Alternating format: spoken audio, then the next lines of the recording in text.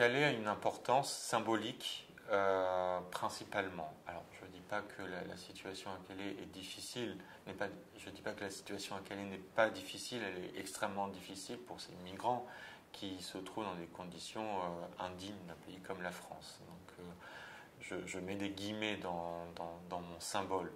Elle est symbolique dans le sens où finalement par rapport à la situation actuelle, il y a certainement beaucoup plus de migrants qui vont passer par la France pour aller en Allemagne, pour aller en Belgique ou dans les pays du Nord. Et le fait qu'il n'y a pas de frontière intérieure entre ces pays ne crée pas ces points de fixation. Elle est symbolique aussi, je pense, sur la place du Royaume-Uni dans l'Union européenne. Je pense qu'il y a aussi une question à avoir, et c'est une question qui va être posée par les Britanniques eux-mêmes, sur leur place dans l'Union européenne. Donc les Britanniques, en matière d'asile,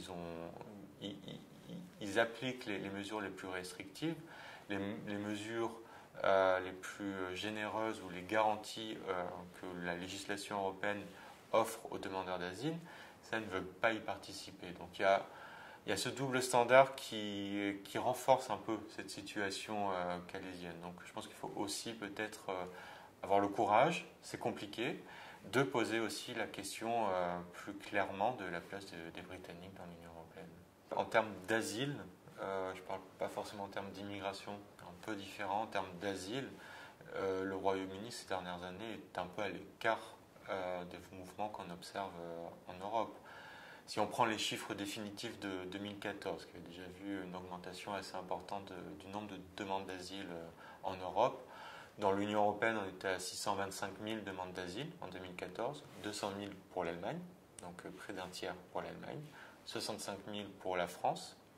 La France est aussi dans une situation un peu à part parce que les chiffres sont finalement relativement stables, 30 000 pour le Royaume-Uni.